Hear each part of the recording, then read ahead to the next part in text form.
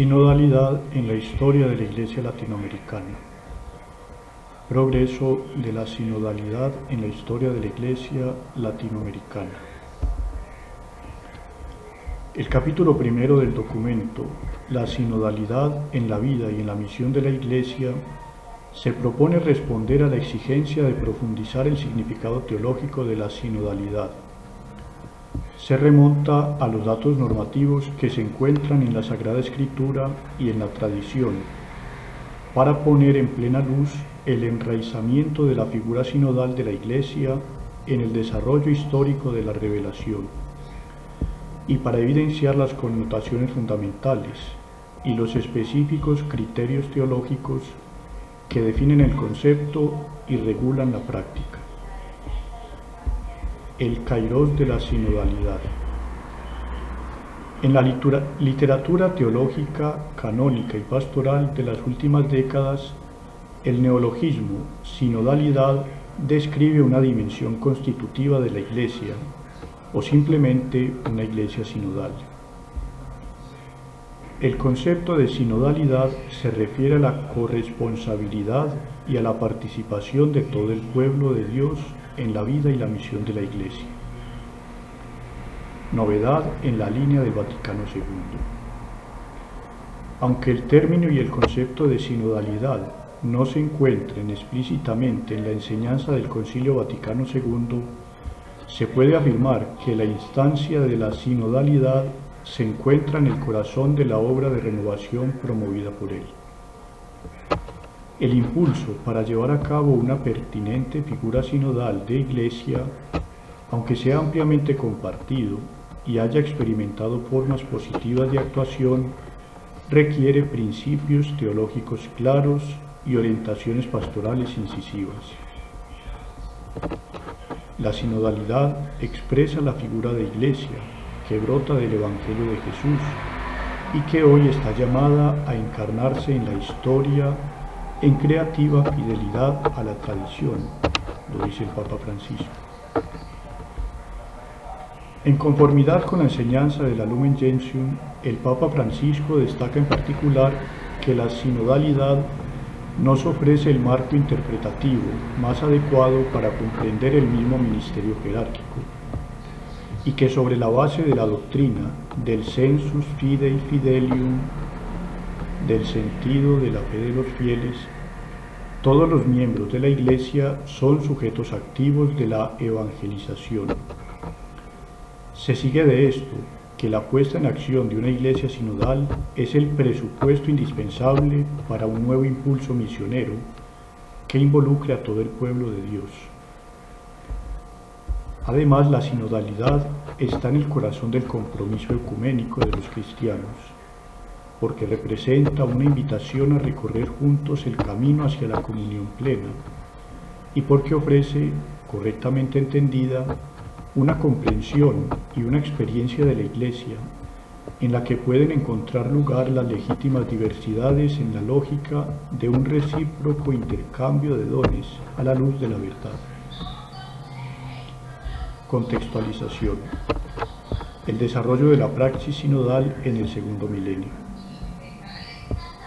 Con el comienzo del segundo milenio, la praxis sinodal fue asumiendo diversas formas de procedimiento en Occidente y en Oriente, en particular después de la ruptura de la comunión entre la Iglesia de Constantinopla y la Iglesia de Roma en el siglo XI, y la caída bajo el control político del Islam de los territorios eclesiásticos pertenecientes a los patriarcados de Alejandría, Antioquía y Jerusalén. En las iglesias de Oriente continuó la praxis sinodal conforme a la tradición de los padres, en particular en el nivel de los sínodos patriarcales y metropolitanos. Pero también se celebraron sínodos extraordinarios con la participación de los patriarcas y metropolitas.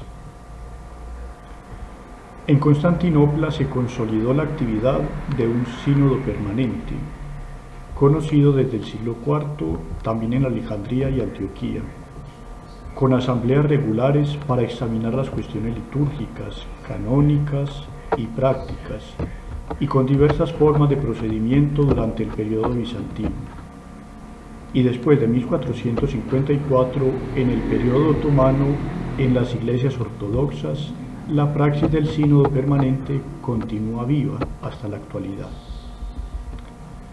En la Iglesia Católica, la Reforma Gregoriana y la lucha por la Libertas Ecclesiae contribuyeron a la afirmación de la autoridad primacial del Papa.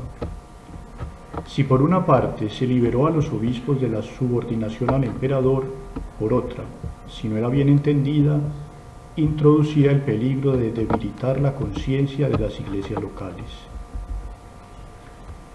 El Sínodo Romano, que desde el siglo V cumplía las funciones de consejo del obispo de Roma y en el que además de los obispos de la provincia romana, participaban también los obispos presentes en la urbe en el momento de la celebración, junto con los presbíteros y diáconos, se convirtió en el modelo de los concilios del medioevo.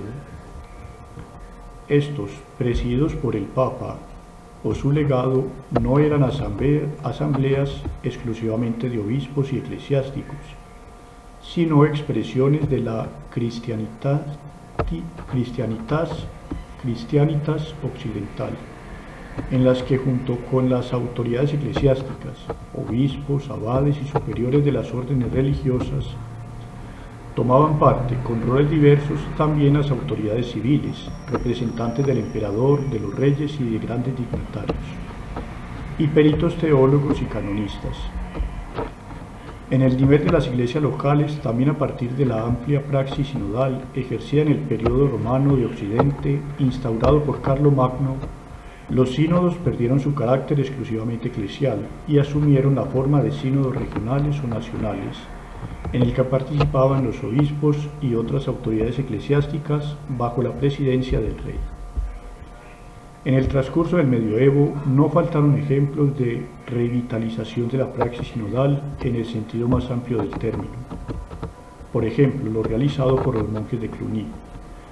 Una contribución para mantener viva la praxis sinodal la ofrecieron también los capítulos de las iglesias catedrales, así como las nuevas comunidades de vida religiosa, en particular las órdenes mendicantes.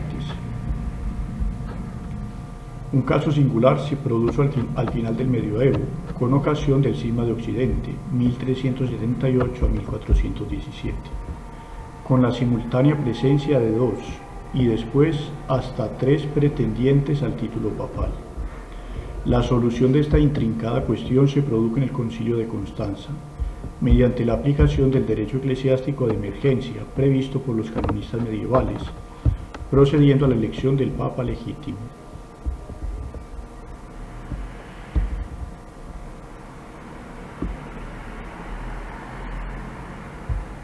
El Concilio de Trento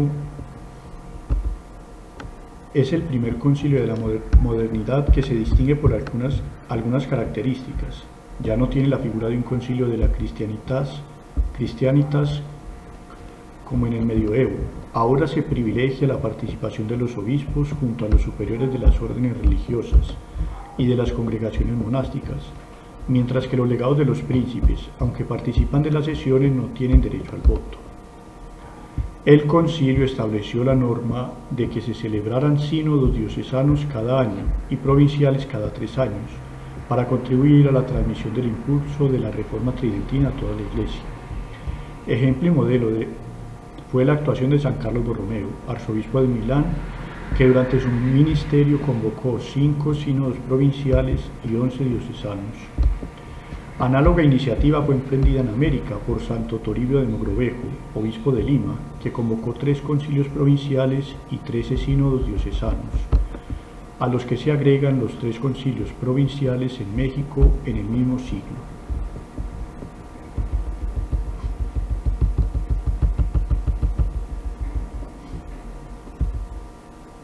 La tradición sinodal hispanoamericana. Desde sus orígenes, la Iglesia en Hispanoamérica se caracterizó por su sinodalidad. Aunque ninguno de los obispos americanos participó en el Concilio de Trento, desde los inicios de la obra evangelizadora fue promovida activamente a partir de asambleas eclesiales. Los concilios provinciales y sínodos diocesanos en América tuvieron una recepción única. Estas asambleas tuvieron la finalidad de aplicar los decretos tridentinos en tierras americanas en un contexto espaciocultural completamente distinto al europeo, señalando así un hito notable de la inculturación del Evangelio.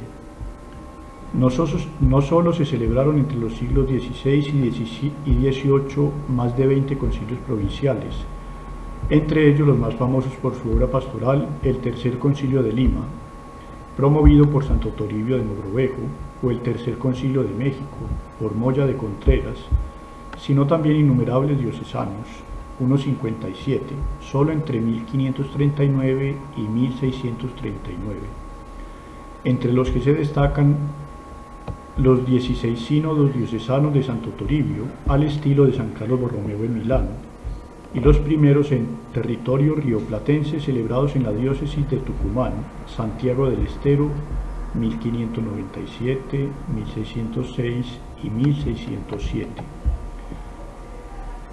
A instancia del obispo Trejo y Sanabria, precursor de la organización de la Iglesia Argentina, a través de la creación de un colegio seminario en Santiago del Estero, de la defensa de los indios, entre otras iniciativas, y casi un centenar de sínodos diocesanos hasta el siglo XVIII, lista que aún está abierta a la investigación. De todas estas asambleas, ya sean las regionales o las diocesanas, surgieron los instrumentos pastorales, como catecismos o directorios de confesores, textos que se presentaban como un recurso al cual el misionero podía recurrir con facilidad en busca de inspiración, para seleccionar y organizar contenidos que convenía incluir en la instrucción de los neófitos, y son testimonio elocuente del eficaz y permanente esfuerzo de la Iglesia por insertarse en aquellas culturas que todavía no tenían noticias de Cristo, para fecundarlas con la fuerza salvífica de su Evangelio. A través de los concilios y sínodos, la Iglesia defendió al indio, a través de leyes eclesiástico-políticas, con un valor jurídico objetivo. Que estos concilios y sínodos no fueran letra muerta, nos lo muestran millares de documentos, centenares de parroquias que poseían sus textos junto a la Biblia y al misal, innumerables visitas realizadas para que se aplicara lo dispuesto. Durante el siglo XXI y particularmente en el XX, también la Iglesia en Latinoamérica se expresó de manera sinodal. En primer lugar, el Concilio Plenario Latinoamericano, celebrado en Roma en 1899, puede señalarse como un punto trascendente en la creación de una conciencia de unidad en el episcopado latinoamericano como tal. Su finalidad principal tenía que ver con establecer alguna regla común frente a los gobiernos liberales de las nuevas naciones independientes, precisar temas disciplinarios y litúrgicos y tener un mayor acercamiento a la Iglesia de Roma en tiempos de regalismo. De él se hicieron eco los primeros sínodos y reuniones del episcopado latinoamericano del siglo XX, a partir de la propuesta nacida de la primera conferencia del episcopado latinoamericano de Río de Janeiro, 1955, Pío XII crea el CELAM. Luego, del Vaticano II, la recepción de la conciencia conciliar se expresó a través de las siguientes conferencias: Medellín, 1968, Puebla, 1979, Santo Domingo, 1992 y Aparecida, 2007, las cuales marcaron el ritmo de la sinodalidad latinoamericana en respuesta a los problemas sociopolíticos de esas diversas épocas, con la intención de dar respuestas concretas a las problemáticas de los pueblos latinoamericanos en nuestra realidad inculturada. A la vez, la iniciativa de varias iglesias posconciliares por recibir el concilio marcó un nuevo ritmo de sínodos diocesanos. Para finalizar, la creación de los consejos Episcopal Latinoamericano, 1955, el Concilio Vaticano II, 1962 al 1965, y la institución del Sínodo de los Obispos, 1965.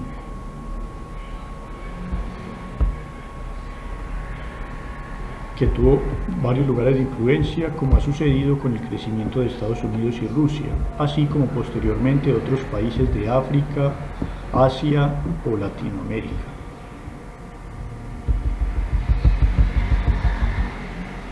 Como ya dijimos, Pío XII acepta la creación del CELAN, un organismo de colegialidad en una forma original diferente de los sínodos continentales o los concilios regionales.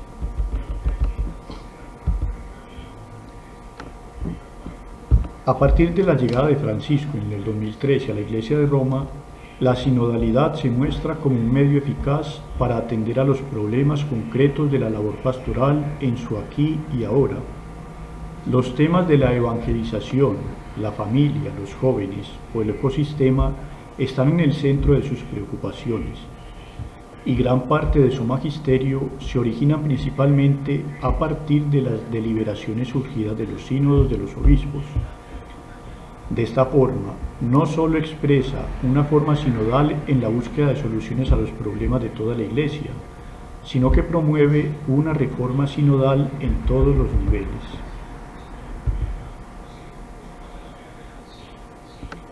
En orden a revitalizar la práctica sinodal en el nivel de la Iglesia Universal, San Pablo VI instituyó el Sínodo de los Obispos. Se trata de un consejo estable de obispos para la Iglesia Universal, sujeto directa e inmediatamente a la autoridad del Papa, al que corresponde por su misma naturaleza la tarea de informar y aconsejar, y que podrá gozar también del poder deliberativo cuando se lo conceda el Romano Pontífice. Esta institución tiene el objetivo de seguir aportando al pueblo de Dios los beneficios de la comunión vivida durante el concilio. San Juan Pablo II, con ocasión del jubileo del año 2000, trazó un balance del camino recorrido en la tarea de encarnar, en conformidad con la enseñanza del Vaticano II, la esencia misma del misterio de la Iglesia, mediante diversas estructuras de comunión. Se ha hecho mucho, dice, pero queda ciertamente aún mucho por hacer para expresar de la mejor manera las potencialidades de esos instrumentos de la comunión y responder con prontitud y eficacia a los problemas que la Iglesia tiene que afrontar en los cambios tan rápidos de nuestro tiempo. En los más de 50 años que han transcurrido desde el último concilio hasta el día de hoy, en grupos cada vez más amplios del pueblo de Dios ha madurado la conciencia de la naturaleza comunional de la Iglesia, y a nivel diocesano, regional y universal se han producido positivas experiencias de sinodalidad. En particular se han realizado 14 asambleas generales ordinarias del Sínodo de los Obispos. Se ha consolidado la experiencia y la actividad de las conferencias episcopales, y por todas partes se han celebrado asambleas sinodales. Además, se han constituido consejos que han favorecido la comunión y la cooperación entre las iglesias locales y los episcopados, para trazar líneas pastorales en nivel regional y continental. Muchas gracias.